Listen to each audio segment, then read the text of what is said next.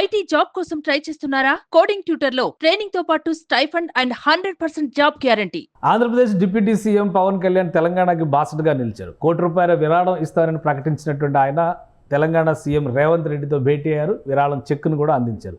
ఇరువురు నేతల మధ్య ఎటువంటి సమాలోచనలు జరిగి ఉండొచ్చు? ఈ అంశంపైన విశ్లేషణ చూద్దాం. మనతో పాటు పొలిటికల్ అనలిస్ట్ చంద్ర శ్రీనివాస్ గారు. నమస్కారం. నమస్కారం అండి. ఇద్దరు కలుస్తారు అనేది ఆల్రెడీ అనుకున్నది. బట్ ఫస్ట్ టైం కలయిక ₹1 చెక్ని అందజేశారు. ఖమ్మం జిల్లాలో వరద బాధిత ప్రాంతాలను ఆదుకునేటువంటి క్రమంలో పవన్ కళ్యాణ్ గారు. ఏంటి ఈ భేటీ ప్రత్యేకత? డెఫినెట్గా అంటే ఇది అపూర్వ కలయికగానే అనుకోవాలి. ఎందుకంటే గతంలో ఇరు రాష్ట్రాల మధ్య సంబంధాలు మెరుగ్గా ఉండాలన్న ఉద్దేశంతో చంద్రబాబు నాయుడు గారు కలిశారు. అప్పుడు కూడా అప్పుడు కలుస్తాడని చెప్పి డిప్యూటీ సీఎంగా అనుకున్నారు. అప్పుడు కలవలేదు. కొందరు దుర్గేష్ గారు ఆ పార్టీ ప్రతినిధిగా వచ్చాడు. ఇకపోతే ఇప్పుడు దిస్ ఈజ్ రైట్ టైం. ఒక రాష్ట్రం, తెలుగు రాష్ట్రం ఒకప్పుడు కలిసి ఉన్న రాష్ట్రమే.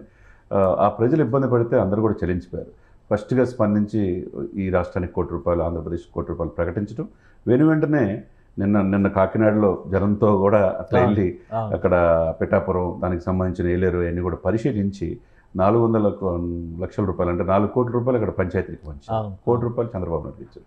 ఇక్కడ రేవంత్ రెడ్డి గారికి ఇవ్వటం అనేది ఈరోజు ఉదయాన్నే చాలా ఇక్కడ తెలంగాణకు సంబంధించి జనసేన కేడర్ అందరూ, శంకర్ గౌడ్ కావచ్చు, మహేందర్ రెడ్డి వాళ్ళందరూ రాష్ట్ర నాయకత్వంతో కలిసి ఇవ్వటం. ఒకవైపు ఏంటంటే పార్టీ ఏదైనా ఇక్కడ బీజేపీతో కలిసి వెళ్తా అన్నాడు మొదట్లో ఆయన. ఇప్పుడు కాంగ్రెస్ పార్టీ ఉన్నా ఏదన్నా కానీ కర్ణాటక రాష్ట్రంలో కూడా మనం పోయి చూసి అక్కడ కూడా కర్ణాటక ప్రభుత్వంతో కూడా అంటే ఇక్కడ ఎలక్షన్స్ వరకే పార్టీలు ఇరు రాష్ట్రాల మధ్య సత్సంబంధాలు ఉండాలనేది క్లియర్గా కనపడుతుంది. కాబట్టి మొన్న హైడ్రాని ప్రశంసించిన తర్వాత వెంటనే ఈ రోజు కలిసి ₹1 ఇవ్వటం, ఆయన ఇంట్లో జూబ్లీహిల్స్లో ఇవ్వటం అనేది అంటే హైడ్రా టాపిక్ వచ్చి ఉంటుందా? డెఫినెట్గా వస్తుంది. ఎందుకంటే హైడ్రా లాంటి వ్యవస్థ వల్ల ఇప్పుడు హైదరాబాద్ ఎందుకు ఇట్లా అయిపోతుంది? మన చెరువుల్ని, మన ప్రకృతిని కాపాడుకోకపోతే ఎలా? అటువంటి కఠిన నిర్ణయాలు తీసుకోవాలి, అది ఇబ్బంది లేకుండా తీసుకోవాలనేది ఏ విధంగా ఆలోచిద్దామని చెప్పాడు. దాంట్లో భాగంగానే బుడమేరు 90% ఆక్రమణ గురైందని బాహాటంగానే చెప్పారు. ఇప్పుడు అక్కడ ఆల్రెడీ ఆపరేషన్ బుడమేరు, ఆపరేషన్ కొల్లేరు అనే డిస్కషన్ జరుగుతుంది. సో వాటి ప్రొటెక్షన్కి వెళ్ళాలంటే హైడ్రా లాగా చాలా గట్టిగా స్ట్రిక్ట్గా నిలబడేటువంటి వ్యవస్థను తేవాల్సిన అవసరం ఉంది. పవన్ కళ్యాణ్ గారు స్ట్రైట్ గా చెప్పారు. వీళ్ళిద్దరి మధ్య ఎటువంటి చర్చ జరిగి ఉండొచ్చు? డెఫినెట్గా అండి, మంచి ఆహ్లాదకరమైన చర్చ జరుగుంటుంది. ఎందుకంటే ఇరువురు కూడా మంచి స్నేహితులాగా. అంతకుముందు ఈయన పర్యావరణం కోసం, ఈ నదులు జలాల కోసం ఒక రివ్యూ మీటింగ్ పెట్టినప్పుడు అప్పుడు కాంగ్రెస్ పార్టీ తరఫున ఆయన పాల్గొన్నాడు. ఈయన అఖిలపక్ష మీటింగ్ ఈయన హాజరయ్యాడు. పవన్ కళ్యాణ్ దీర్ఘకాలిక రాజకీయాల్లో మంచి భవిష్యత్తు ఉందని కూడా ఇద్దరు ఒకరికొకరు ప్రశంసించుకుంటారు. వెంటనే ఎందుకంటే పార్టీ అధికారంలో వచ్చిన తర్వాత చిరంజీవి గారిని పదవి విభాషణ వచ్చినప్పుడు సత్కరించారు ప్రభుత్వం తరఫున. పవన్ కళ్యాణ్ గారు కలవటం ఇదే ఫస్ట్ టైం. ఈ ఫస్ట్ టైం కూడా ఇద్దరి మధ్య దాదాపు 45 నిమిషాలు చర్చ జరిగినట్టుగా తెలుస్తుంది. ఇరు రాష్ట్రాల మధ్య ఏదైతే దీర్ఘకాలిక సమస్యలు పరిష్కరించుకోవడంతో పాటు లేటెస్ట్గా ఏంటంటే ఉభయ రాష్ట్రాల్లో వరదలు వచ్చినాయి. ఇరు రాష్ట్ర ప్రజలు చాలా అయోమయం గురయ్యారు, చాలా ఇబ్బందులు గురవుతున్నారు. ఒకరికొకరు ఇచ్చిపుచ్చుకునే ధోరణి ఉండాలి.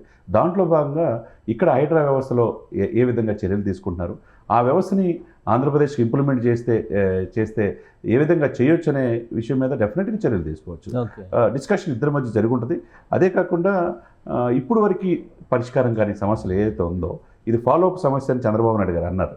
అంటే జనసేన నాయకులు కూడా హైడ్రా తరాలో కోబ్రా అని ఒకటి తీసుకురావాలి, కోస్టల్ బెల్ట్ అంతా కూడా కాపాడుకోవాలి అని చెప్పని స్టేట్మెంట్స్ ఇచ్చారు. కాబట్టి అది ఒక కీ పాయింట్ అయ్యేటువంటి అవకాశం ఉంటుంది అనే అభిప్రాయం వస్తుంది. డెఫినెట్గా అండి, ఎందుకంటే ఇప్పుడు అన్ని చంద్రబాబు నాయుడు గారే చేయలేరు. కొన్ని బాధ్యతలు ఆయన పోలవరం పూర్తి చేయటం, రాజధాని పూర్తి చేయటం, ఇన్ని చాలా సమస్యలు ఉన్నాయి చంద్రబాబు. కొన్ని సమస్యలు డిప్యూటీ సీఎంగా షేర్ చేసుకోవాలా. ఇది సమన్వయంతో కోస్తా కారిడార్ అనేది చాలా కీలకం. మనం చూసే వాన్పేక్ ల్యాండ్స్ కావచ్చు, తీర ప్రాంతం ఎక్కువ ఉంది మనకి. ఇక్కడ తీర ప్రాంతం లేదు, సముద్రం హుస్సేన్ సాగరే సముద్రం. చెరువులు, గొలుసుకట్టు చెరువులు, వేల చెరువులు ఉంటే కనుమరుగైపోయినాయి. ఆ చెరువులు కాపాడే భాగంలో హైడ్రాని పటిష్టమైన పోలీసు వ్యవస్థ కూడా తీసుకొస్తున్నారు. నిన్న 23 సిబ్బందిని ఎలకట్ చేశారు. ఇదే సమయంలో వాళ్ళు తీసుకున్న చర్యలు ఆంధ్రప్రదేశ్లో ఏ విధంగా ఇంప్లిమెంట్ చేయాలి, ఇబ్బందులు లేకుండా ఎలా చేయాలనేది ఇద్దరి మధ్య డిస్కషన్ జరిగిందనేది చాలా మంది అభిప్రాయపడుతున్నారు.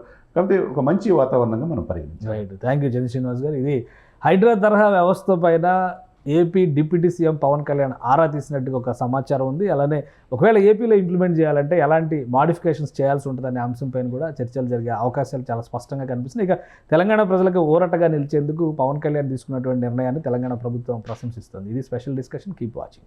సుమన్ టీవీలో మీ పర్సనల్ అండ్ బిజినెస్ ప్రమోషన్స్ కోసం కింది నెంబర్కి కాంటాక్ట్ చేయండి.